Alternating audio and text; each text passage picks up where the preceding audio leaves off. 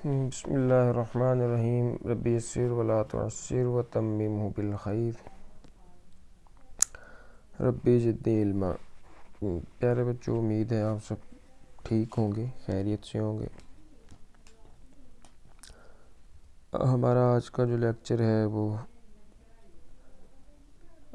Chapter number 20 نظم ہے، ایک دعائیہ نظم ہے جس میں دعا سکھائی گئی ہے۔ ٹھیک ہے، ہمیں دعا کیسے کرنی ہے، دعا میں کیا مانگنا ہے، یہ ساری چیزیں اس نظم میں بتائی گئی ہیں۔ تو آگے بڑھنے سے پہلے ہم تھوڑا سا اپنا کل کا جو ہم نے سبق پڑھا تھا اس کا تھوڑا سا جائزہ لے لیتے ہیں کہ اس میں ہم نے کیا پڑھا ہے۔ اس میں ہم نے کوسچن نمبر 11 میں آپ دیکھیں، اپنے علاقے یا شہر میں موجود کسی کارخانے کی سیر کے لیے جائیں اور پھر اس سیر کی رویداد لکھنی ہے جو 150 الفاظ پر مشتمل ہو۔ ٹھیک ہے، تو اس کا میں نے آپ کو طریقہ بتایا تھا۔ سب سے آسان طریقہ یہی ہوتا ہے کہ جو چیز انسان اپنی آنکھوں سے دیکھتا ہے وہ یاد ہو جاتی ہے، بھولتی نہیں ہے۔ تو میں نے کہا تھا کہ اگر آپ ممکن ہے تو کسی کارخانے کا وزٹ کریں تو اس چیزیں آپ کے لیے بہت آسان ہو جائیں گی۔ ٹھیک ہے، رویداد کا بھی آپ کو بتایا تھا کہ رویداد کسے کہتے ہیں۔ اگر کسی جگہ آپ گئے ہیں، کوئی فنکشن ہے یا کوئی کسی علاقے کی سیر کی ہے آپ نے، اس کو اپنے الفاظ میں بیان کرنا وہ رویداد کہلاتا ہے۔ ٹھیک ہے، تو آپ نے ایک کارخانے کا وزٹ کرنا ہے، کسی بھی فیکٹری کا، تو وہاں جا کے آپ نے دیکھنا ہے کہ وہاں کام کیسے ہوتے ہیں، مشینیں کیسے کام کرتی ہیں۔ یہ ساری چیزیں جب آپ اس کو لکھیں گے تو رویداد بن جائے گی۔ تو اس میں نا کوئی بڑی مشکل سی بات نہیں ہے، آسان ہے۔ اس کے بعد کوسچن نمبر 13 تھا، اس میں آپ نے جو چیزیں بتائی گئی ہیں ان کی آپ نے طرز نگارش بتانی ہے کہ کس طرز سے ہیں، یعنی نظم ہے، کہانی ہے، کوئی خط ہے یا درخواست ہے، وغیرہ وغیرہ۔ ٹھیک ہے، تو اب یہ تو ہمارا رہا کل کا سبق۔ اب ہم بڑھتے ہیں چیپٹر نمبر 20 کی طرف۔ چیپٹر نمبر 20 میں جو ہمارا سبق ہے اچھے انسان، یہ ایک نظم ہے، دعائیہ نظم ہے۔ اس میں بتایا گیا ہے کہ دعا کیسے کرنی ہے اور اس میں ہمیں کیا دعا کرنی ہے، دعا کرنے کے یوں کہنے کے آداب بتائے گئے ہیں۔ آسان سی نظم ہے، بڑی پیاری سی نظم ہے۔ ٹھیک ہے، تو سبق شروع کرنے سے پہلے کچھ چیزیں ہیں جو ہمیں اس نظم میں سیکھنے کو ملیں گی۔ ٹھیک ہے، جیسے نیچے لکھا ہوا ہے بالکل، حاصلات تعلم۔ ٹھیک ہے، یعنی کہ ہمیں اس سبق کو پڑھ کے کیا حاصل ہوگا۔ تو اس میں کافی چیزیں دی گئی ہیں، تو وہ مشق میں بھی آ جائیں گی، ایکسرسائز میں بھی آ جائیں گی، تو وہاں جا کے ہم ان کو مزید پڑھ لیں گے۔ ٹھیک ہے، تو اب ہم بڑھتے ہیں۔ پہلا جو ہمارا کام ہے کہ 2-3 سوال ہیں جن کا ہم نے پڑھنے سے پہلے جواب دینا ہے۔ تو پڑھنے سے پہلے میں جو پہلا سوال ہے کہ آپ کی کوئی سی 3 خواہشات بتائیں۔ اپنی جو آپ کی کوئی 3 خواہشات ہوں گی جو آپ چاہتے ہیں کہ ایسا ہو جائے۔ ٹھیک ہے، خواہش کسے کہتے ہیں؟ جو انسان چاہتا ہے کہ وہ کرے۔ کسی چیز کی خواہش ہوتی ہے، کچھ بننے کی خواہش ہوتی ہے، کچھ کرنے کی خواہش ہوتی ہے۔ تو خواہش کا تعلق دل سے ہوتا ہے، جو بات انسان کے دل میں آتی ہے نا، وہ کرنا چاہتا ہے، بننا چاہتا ہے۔ ٹھیک ہے، تو وہ خواہش کہلاتی ہے۔ تو آپ کی جو 3 خواہشات ہیں وہ آپ نے لکھنی ہیں۔ ظاہر سی بات ہے آپ ہی کو پتہ ہوں گی آپ کی 3 خواہشات، جیسے میری 3 خواہشات ہیں، یا میرے بارے میں جو بھی چیزیں مجھے پسند ہیں جو میں کرنا چاہتا ہوں وہ میں جانتا ہوں۔ تو اسی طرح اپنے بارے میں آپ بہتر جانتے ہیں کہ آپ بڑے ہو کے کیا کرنا چاہتے ہیں۔ فار ایگزامپل ڈاکٹر بننا چاہتے ہیں، ایک خواہش ہے۔ ٹھیک ہے، کچھ ہیں جو ڈاکٹر کے علاوہ بننا چاہتے ہوں گے۔ ٹھیک ہے، تو یہ خواہشات ہیں۔ تو آپ نے کوئی سی 3 خواہشات بیان کر دینی ہے۔ نیکسٹ کوسچن ہے، ہمیں دعا کس سے مانگنی چاہیے؟ میرے خیال سے یہ سوال تو ہر بچے کے لیے یعنی کہ کوئی مشکل بات نہیں ہے. سب جانتے ہیں ہمیں دعا کس سے کرنی چاہیے. ٹھیک ہے, تو آپ نے مجھے میسج کر کے بھی بتانا ہے, اس کا جواب دینا ہے کہ ہمیں کس سے دعا کرنی چاہیے. یہ باتیں تو ہم بچپن سے پڑھتے آ رہے ہیں, ہمیں سکھائی گئی ہیں. کوسچن نمبر 3 ہے کہ ایک نیک انسان میں کون سی خوبیاں ہوتی ہیں. ٹھیک ہے, نیک انسان میں اب خوبیاں تو ہم گنوانے سے رہے, البتہ ہم چند خوبیاں بیان کر سکتے ہیں, ساری تو نہیں لکھ سکتے. ظاہری سی بات ہے, انسان میں بہت سی اچھی خوبیاں ہوتی ہیں جو نیک انسان ہوتا ہے. ان میں سے ہم چند ایک لکھ دیتے ہیں, جیسے وہ جھوٹ نہیں بولتا, وعدہ خلافی نہیں کرتا, کسی کو گالی نہیں دیتا, اس کی زبان سے اس کے ہاتھ سے سب لوگ محفوظ رہتے ہیں, اس کے بھائی بہن والدین دوست کلاس فیلوز. تو یہ ایک نیک انسان ہی کی نشانی ہے, اس کی خوبیاں ہیں, اس کے اخلاق اچھے ہوتے ہیں. ٹھیک ہے, تو ان میں سے آپ اگر لکھنا چاہیں تو کافی چیزیں لکھ سکتے ہیں. ٹھیک ہے, اپنے اندر تھوڑی سی کریٹیوٹی لائیں, تھوڑی سی اپنے اندر نا خود چیزوں کو فیس کرنے کی, لکھنے کی صلاحیت پیدا کریں. بعض اوقات چیزیں آپ کو پتہ ہوتی ہیں لیکن آپ چونکہ سوچتے نہیں ہیں, یا آپ کو لگتا ہوتا ہے کہ مجھے نہیں آتی, تو ایسی بات نہیں ہے. چیزیں اکثر انسان کے دماغ ہی میں گھوم رہی ہوتی ہیں, ذرا سا ٹٹولنے سے نا وہ مل جاتی ہیں. آگے بڑھتے ہیں, آئے مزید جانیں. آئے مزید جاننے میں ہمیں ایک بات بتائی گئی ہے, ایک نصیحت تو نہیں, مطلب ایک اچھی سی بات بتائی گئی ہے. وہ کیا ہے کہ دعا کو عبادت کا مغز کہا جاتا ہے. مغز کیا ہوتا ہے؟ مغز عام طور پہ جو ہم جانوروں کے جو نا دماغ کو کہتے ہیں مغز. بعض لوگ اس کے شوقین بھی ہوتے ہیں, عید الاضحیٰ پہ اس کو باقاعدگی سے پکا کے کھاتے بھی ہیں. مغز دماغ کو کہتے ہیں عام طور پہ, یا بعض اوقات ہم اس کے لیے نا بھیجے کا ورڈ بھی یوز کرتے ہیں. بھیجا, یہ بھی اردو کا ورڈ ہی ہے. ٹھیک ہے, تو دعا جو ہے وہ عبادت کا مغز کہہ لیں یا نچوڑ کہہ لیں, ٹھیک ہے, یا روغن کہہ لیں, جو سب سے اہم چیز ہوتی ہے. ٹھیک ہے, تو عبادت جب بھی آپ کریں تو بعد میں اللہ سے دعا مانگا کریں. ٹھیک ہے, تو اب ہم بڑھتے ہیں اپنی نظم کی طرف کہ نظم کے اندر ہمیں کیا بتانے کی کوشش کی گئی ہے, کیا سکھانے کی کوشش کی گئی ہے. تو آئے پڑھیں. پہلا شعر ہے, دیانت شرافت محبت کے پیکر, صداقت عزیمت شجاعت کے پیکر, الہی ہمیں ایسے انسان عطا کر.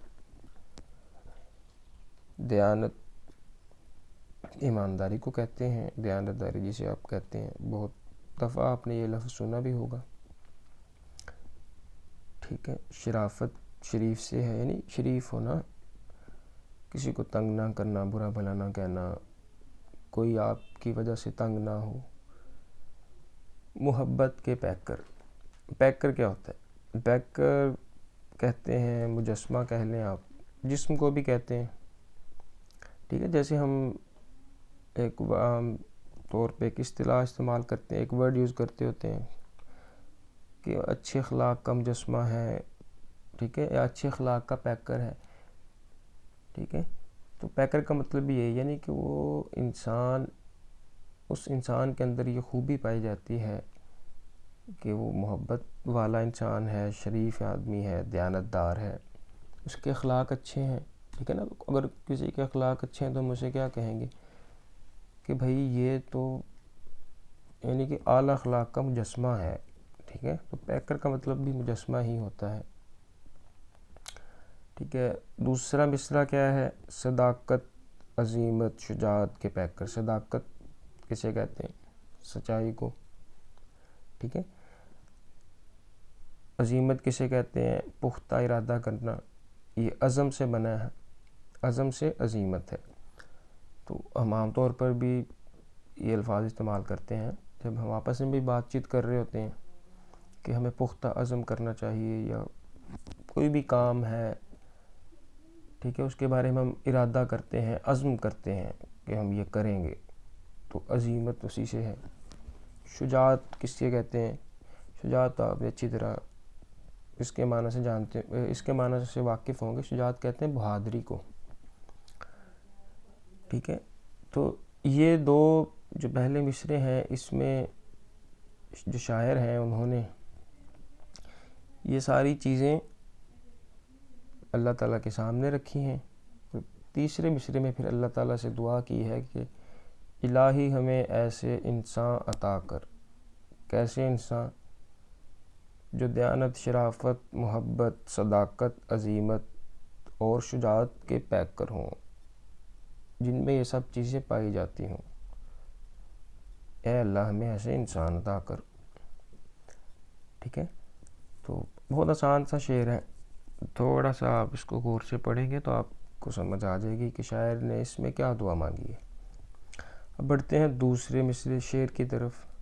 دوسرے شعر میں پہلا مصرع: نگاہیں نہ دھندلائیں دود ہوس سے، دلوں کے چمن پاک ہوں خار و خس سے، الہی ہمیں ایسے انسان عطا کر۔ دوسرے شعر میں شاعر نے الفاظ بدل دیے ہیں کہ ہمیں ایسے انسان عطا کر، ٹھیک ہے، کہ جن کی آنکھیں لالچ کے دھوئیں سے نہ گھبرائیں۔ دود ہوس، ہوس کہتے ہیں لالچ کو کہتے ہیں، اس کے لیے آپ طمع کا ورڈ بھی یوز کرتے ہیں ہم لوگ۔ لالچ، جسے کہ لالچ کے بارے میں تو آپ نے بہت پڑھا ہوگا کہ لالچ کیا ہوتی ہے۔ دودھ کہتے ہیں، دھوئیں کو بھی کہتے ہیں، دھند کو بھی کہہ دیتے ہیں۔ اس کی اور بھی معنی بن دودھ کے جو ہے اور بھی معنی بنتے ہیں، لیکن نظم کے لحاظ سے جب ہم نظم میں اس کا استعمال کریں گے تو سیاق و سباق کے لحاظ سے ہم اس کا معنی دھواں کریں گے، ٹھیک ہے، کہ ہمیں ایسے انسان عطا فرما جن کی آنکھیں لالچ کے دھوئیں سے دھندلا نہ جائیں، ٹھیک ہے، جو لالچی نہ ہوں، اور ان کے دل خار و خس سے پاک ہوں۔ خار و خس کوڑا کرکٹ کو کہتے ہیں، گندگی کو کہتے ہیں، کچرا وغیرہ، ٹھیک ہے۔ تو ان کے دل اور ان کے جو دلوں کے باغ ہیں وہ ان کوڑے اور کرکٹ سے پاک صاف ہوں۔ چمن باغ کو کہتے ہیں، باغ یا باغیچہ یا ایسی جگہ جہاں پھل پھول وغیرہ ہوں، ٹھیک ہے۔ تو یہ شعر بھی بالکل آسان ہے، اس میں ایک دو ورڈ مشکل ہیں۔ دود ہوس ہے، ٹھیک ہے، خار و خس ہے، یہ دو لفظ آپ کے لیے شاید نئے ہوں، باقی میرا نہیں خیال کہ آپ نے الفاظ جو آپ کے لیے نئے لگ رہے ہیں مجھے۔ تیسرا جو شعر ہے اس کی طرف ہم آتے ہیں، اس میں شاعر نے کیا دعا مانگی ہے کہ نہ منصب کا لالچ نہ سازش کا ڈر ہو، فقط تیری رحمت پہ جن کی نظر ہو، الہی ہمیں ایسے انسان عطا کر۔ منصب کسے کہتے ہیں؟ منصب کا ورڈ آپ نے بہت دفعہ سنا ہوگا، استعمال بھی کیا ہوگا۔ منصب عہدے کو کہتے ہیں کوئی، ٹھیک ہے نا، جیسے ہم کہتے ہیں وہ اعلیٰ منصب پہ فائز ہے، یہ جملہ ہم استعمال کرتے ہیں نا اپنی زبان یعنی کہ بول چال میں۔ سازش کا ورڈ بھی آپ بہت زیادہ یوز کرتے ہوں گے، ٹھیک ہے، یہ سازش ہوئی ہے، ہمارے ہاں لوگ بہت استعمال کرتے رہتے ہیں، یہودیوں کی سازش، عیسائیوں کی سازش۔ تو یہ سازش کا ورڈ تو ہمارے کانوں میں گونجتا رہتا ہے، منصب کا ورڈ بھی گونجتا رہتا ہے۔ منصب کہتے ہیں عہدے کو، کوئی بھی عہدہ، ٹھیک ہے، کوئی یعنی کہ پولیس میں کسی عہدے پہ فائز ہے، اسی طرح کسی اور ادارے میں، ہر جگہ جو سرکاری ادارے ہیں عہدے ان میں ہوتے ہیں۔ تو شاعر کہہ رہا ہے کہ الہی ہمیں ایسا انسان عطا کر، ایسے لوگ عطا فرما جن کو منصب کا لالچ نہ ہو، ٹھیک ہے، اور نہ ہی انہیں کسی سازش کا ڈر ہو، ٹھیک ہے۔ اور ایسے لوگ کون ہوں گے؟ وہ لوگ ہوں گے جن کی نظر کس پہ ہوگی؟ اللہ تعالیٰ کی رحمت پہ، ٹھیک ہے، کہ اے اللہ ہمیں ایسے لوگ عطا فرما جن کی نظر تیری رحمت پہ ہو، اور انہیں نہ ہی کسی عہدے کا لالچ ہو اور نہ ہی کسی سازش کا ڈر ہو. ٹھیک ہے، یہ آج ہمارے 3 اشعار تھے جو ہم نے کرنے تھے. تو امید ہے بات میں نے بڑا ذرا آہستہ انداز میں سمجھائی ہے تاکہ آپ کو اچھی طرح بات سمجھ میں آ جائے. اور اس کے ساتھ ہی ہم نے جو پڑھنے کے دوران میں ہمیں ایک سوال دیا گیا ہے تاکہ پڑھنے کے دوران ہمیں پتہ چلتا رہے کہ ہم جو پڑھ رہے ہیں وہ ہمیں سمجھ بھی آ رہا ہے یا نہیں. پیکر کا کیا مطلب ہے؟ پیکر کا مطلب بالکل شروع میں نے آپ کو بتا دیا کہ پیکر کسے کہتے ہیں، مجسمے کو کہتے ہیں.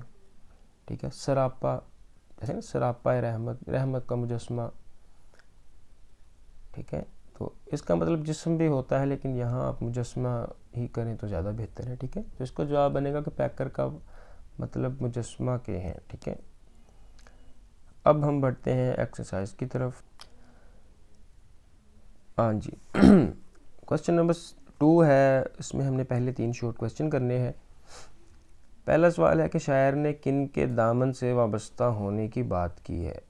یہ سوال ابھی ہم نے چونکہ نظم میں تو نہیں پڑھا، یعنی کہ یہ شعر ابھی ہمارے مطالعہ میں نہیں آیا، لیکن اس کا جواب آپ کو پتہ چل جائے گا جب آپ نظم پڑھیں گے. میں بھی بتا دیتا ہوں کہ شاعر نے کس کے دامن سے وابستہ ہونے کی بات کی ہے. شاعر نے رسول اللہ صلی اللہ علیہ وآلہ وسلم کے دامن سے وابستہ ہونے کی بات کی ہے. ٹھیک ہے، کوسچن نمبر 2، دودِ ہوس سے کیا مراد ہے. یہ ابھی ہم نے دوسرے شعر میں پڑھا کہ دودِ ہوس سے کیا مراد، لالچ کا دھواں. ٹھیک ہے، طمع کا دھواں. لالچی انسان کے سامنے، یعنی کہ لالچی جو انسان ہوتا ہے اس کی آنکھیں لالچ کے دھوئیں سے دھندلا جاتی ہیں نا، تو اس لیے دودِ ہوس سے یہاں مراد ہے لالچ کا دھواں. تھرڈ کوسچن، دلوں کے چمن پاک ہوں خار و خس سے، اس مصرعے سے شاعر کی کیا مراد ہے. اس سے مراد ہے کہ ان کے دلوں میں کسی بھی قسم کی کوئی گندگی نہ ہو. ٹھیک ہے، یعنی کہ ان کے دل میں کوئی غلط چیز نہ ہو. اگر وہ کسی عہدے پہ ہیں تو کرپشن نہ کریں. اگر وہ استاد ہیں تو بچوں کو ٹھیک پڑھائیں، ایمانداری سے پڑھائیں. اگر والدین ہیں تو بچوں کی تربیت اچھی کریں. ٹھیک ہے، اس کا مطلب یہ بنتا ہے، یعنی کہ ایسے انسان جن کے دل کسی بھی برائی سے پاک ہوں. ٹھیک ہے، اس کا جواب کیا بنے گا کہ ایسے انسان جن کے دل کسی بھی قسم کی برائی سے پاک ہوں. اس کے بعد ہم کوسچن نمبر 3 پہ آتے ہیں. فل ان دا بلینکس ہیں. ٹھیک ہے، نظم میں سے ہی دی گئی ہیں، بہت آسان ہے. جب آپ نظم کو پڑھ لیں گے تو آپ کے ذہن میں آ جائیں گے کہ ان کو کیسے کرنا ہے. ٹھیک ہے، جب یہ جو میں نے تو فل کی ہوئی ہیں کیونکہ میں نے نظم ایک دفعہ پڑھ لی ہے، آپ بھی ایک دفعہ پڑھ لیں تو آپ کو آئیڈیا ہو جائے گا کہ فل ان دا بلینکس میں کون سے الفاظ آئیں گے. اس کے بعد کوسچن نمبر 4 میں کیا ہے، ایم سی کیوز ہیں. ایم سی کیوز دیکھیں، جتنے بھی مشق میں سوال ہیں وہ سبق میں سے ہی دیے جاتے ہیں، تو ان کو حل کرنے کا بہترین آسان طریقہ یہی ہوتا ہے، آسان بھی ہوتا ہے اور فائدہ مند بھی، کہ آپ سبق کو اچھی طرح پڑھیں اور آپ کو اندازہ ہو جائے گا کہ کون سے ایم سی کیوز کا کیا جواب ہے.